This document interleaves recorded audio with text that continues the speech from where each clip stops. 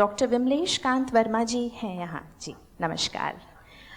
विमलेश कांत वर्मा जी के बारे में तो जितना कहा जाए उतना कम है। जब मुझे इनका परिचय दिया गया मैं तो पढ़ती रह गई। वरिष्ठ भाषाविद, दिल्ली विश्वविद्यालय में 50 वर्षों से अधिक 1965 से 2016 तक भाषा विज्ञान, भाषा शिक्षण पद्धति का अध्यापन कार्य किया। दिल्ली विश्वविद्यालय में शिक्षण के अलावा इन्होंने टोरंटो विश्वविद्यालय कनाडा, सोफिया विश्वविद्यालय बुल्गारिया, दक्षिण प्रशांत विश्वविद्यालय सुवा फिजी में हिंदी शिक्षण कार्य शुरू किया। सुवा फिजी आइलैंड्स यानी द्वीप समूह में भारतीय उच्चायोग में वरिष्ठ राजनयिक के रूप में कार्य किया और 1984 से 1987 तक प्रथम सचिव रहे हैं। भारतीय डायस्पोरा यानी भारतीय प्रवासी के रचनात्मक हिंदी लेखन में विशेष रुचि रखते हैं। इनकी हिंदी भाषा और साहित्य से संबंधित 27 पुस्तकें प्रकाशित हो चुकी हैं। राष्ट्रपति द्वारा महापंडित राहुल सांकृत्यायन पुरस्कार द्वारा सम्मानित, उत्तर प्रदेश सरकार द्वारा हिंदी विदेश प्रसाद सम्मान प्राप्त डॉक्टर विमलेश कांत वर्मा जी का हार्दिक स्वागत है। नमस्कार साथियों, सबसे पहले मैं इस भारतीय भाषाओं के उत्सव में आप सबका स्वागत करता हूँ, आपको बधाई देता हूँ कि सारी दुनिया में घूमने पर भी जहाँ अनेक भारतीय हैं ऐसा उत्सव मैंने आज तक नहीं देखा।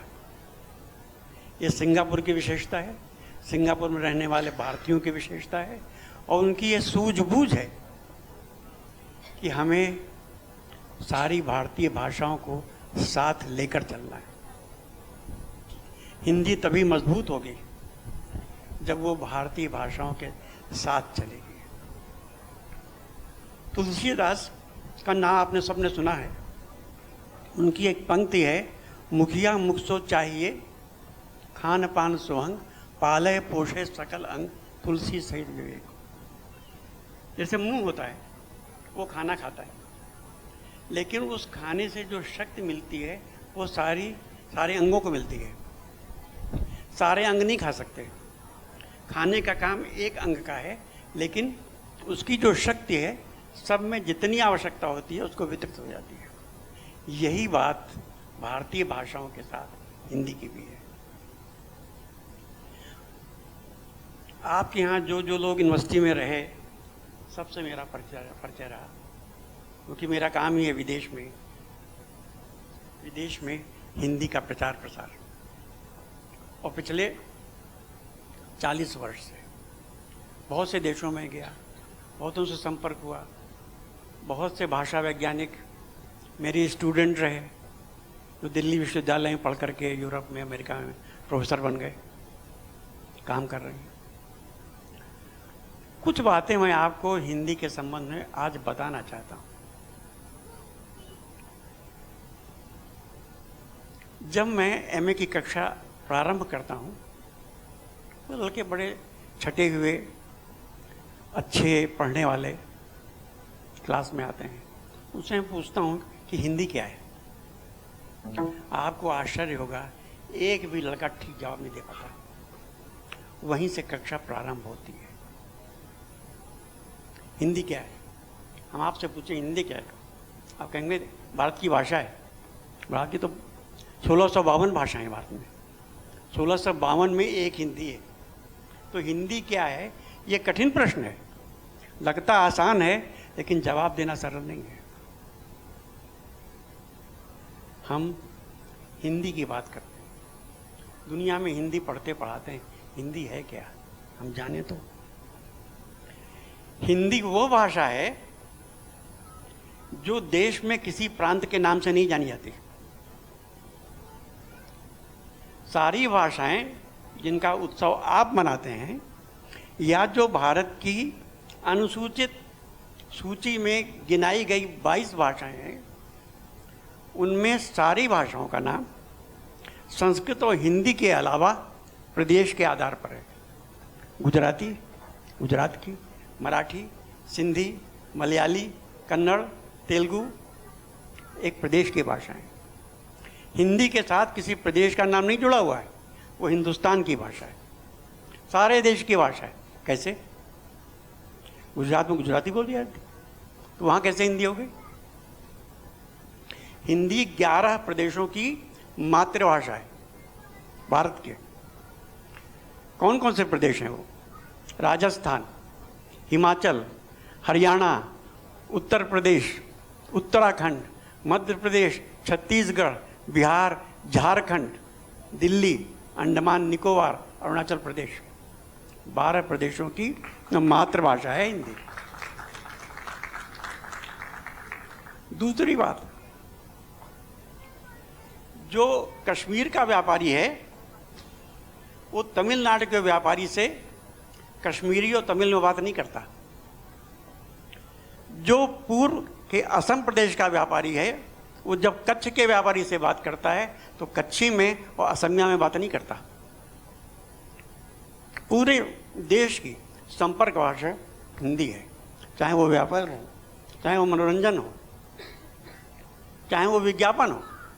अगर किसी सुंदरी को सारे देश में नाम कमाना है तो केरल में या बंगाल में जाने से काम नहीं बनेगा, उसको बॉलीवुड ही जाना पड़ेगा और वहाँ हिंदी फिल्मों में ही काम करना पड़ेगा।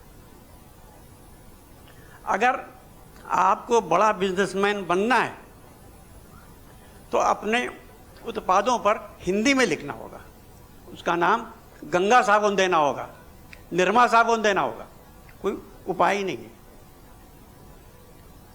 अगर बड़ा लेखक बनना है, विमल मित्र की तरह, अखिलन की तरह, कुरूप की तरह, गुलाब दास ब्रोकर की तरह, रणजीत देसाई की तरह, मोहिउद्दीन कादरी की तरह, जो अलग अलग प्रदेशों के हैं, तो अगर उनकी रचनाओं का हिंदी में अनुवाद नहीं होगा वो देश के लेखक बड़े नहीं बन सकते। हिंदी माध्यम है, हिंदी के बिना कोई विकल्प ही नहीं।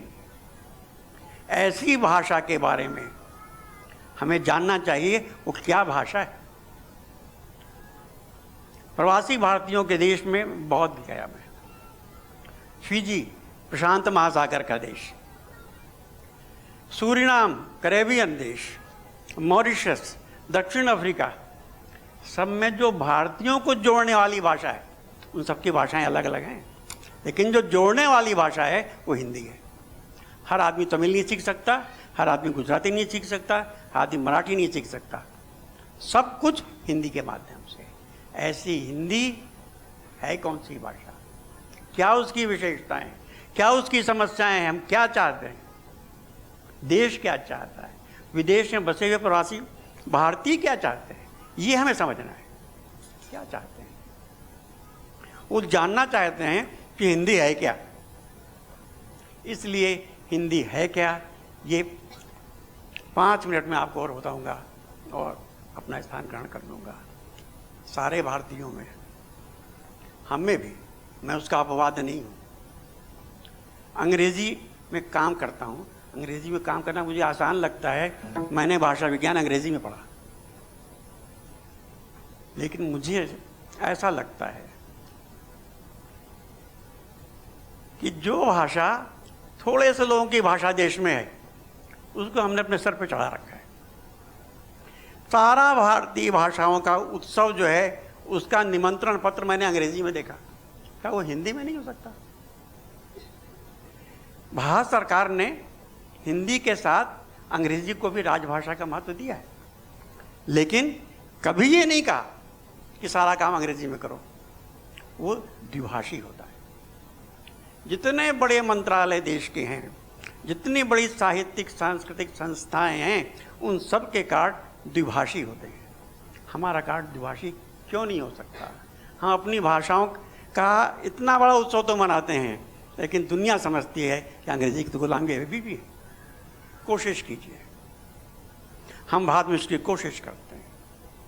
जो भारत की सबसे सर्वोच्च समिति है जिसका प्रधानमंत्री अध्यक्ष होता है, उसका मैं सदस्य रहा हूँ। मैं देखता हूँ वहाँ भी बातें होती, लेकिन जिस निष्ठा से हमें अपनी भाषा का प्रचार करना है, निष्ठा तो हम में है, लेकिन दूसरे भी तो देखें कि हमें निष्ठा हुआ है। वो तभी होगी जब अंग्रेजी का पत्र, अंग्रेजी का निमंत्रण हिंदी के निमंत्रण के साथ छपेगा। मैं इसलिए कह रहा हूं ये बात कि आप हिंदी के प्रहरी हैं, आप हिंदी के सेनापति हैं। अगर आप नहीं करेंगे तो सिपाही क्या करेगा? जो लोग इतना बड़ा उत्सव कर रहे हैं, जो सेनानी हैं, अगर वो नहीं करेंगे तो आप सोचते हैं चौकीदार करेगा? उसकी तो हिम्मत ही नहीं बेचारेगी। दूसरी बात मैं कहना चाहता हूं, हिंदी और भारतीय भाषाओं के साथ एक बहुत बड़ी विशेषता जुड़ी हुई है जो विश्व की अन्य भाषाओं के साथ नहीं है। वो क्या है? हमारी एक बहुत लंबी समृद्ध सांस्कृतिक भाषिक परंपरा है। भारत का साहित्य सिर्फ हिंदी का साहित्य नहीं है। भारत का साहित्य 22 भारतीयों की भाषाओं का साहित्य है। इतना ही नहीं, वो संस्कृत का साहित्य है, पाली का साहित्य है, प्राकृत का साहित्य है, अपभ्रंश का साहित्य है। वो साहित्य जो संस्कृत का है वो दुनिया के देशों में इतना बड़ा साहित्य कहीं का नहीं है। मैक्स मूलर का नाम आप सबने सुना है। मैक्स मूलर जब भारत आया, उसने कहा भारत का साहित्य जो है अलमारी के 2 शेल्फों में आ सकता है। और जब वो यहाँ से गया तो संस्कृत ग्रंथों के जो थोड़े थोड़े सार लिखे वो 101 वॉल्यूम में, उसको समझ में आ गया कितना वो नादान था जब उसने संस्कृत के बारे में कहा था। इतना ही नहीं, आज जो संस्कृत का प्रकाशित साहित्य है, मैं आपको बताऊं, 1 शतांश भी नहीं है, 100वां भाग भी नहीं है। वो सारा तो पांडुलिपियों में सुरक्षित है। पांडुलिपियों का काम देश ने उसके महत्व को बहुत देर में पहचाना और तब राष्ट्रीय पांडुलिपि मिशन की स्थापना हुई, नेशनल मैन्युस्क्रिप्ट मिशन की, जिसमें आज कितने लाख ग्रंथ, हस्तलिखित ग्रंथ सुरक्षित है। तो हमारी भाषा जो है वो संस्कृत की ऋणी है, पाली की ऋणी है, प्राकृत की ऋणी है। वो गौतम बुद्ध की भाषा है। भारतीय भाषा जो है वो गौतम बुद्ध की भाषा है, जो भारत में कम है लेकिन सारी दुनिया में है। पाली आज कौन नहीं पढ़ता? जितने यहाँ बौद्ध धर्म के मंदिर हैं सब में पाली के ग्रंथ हैं।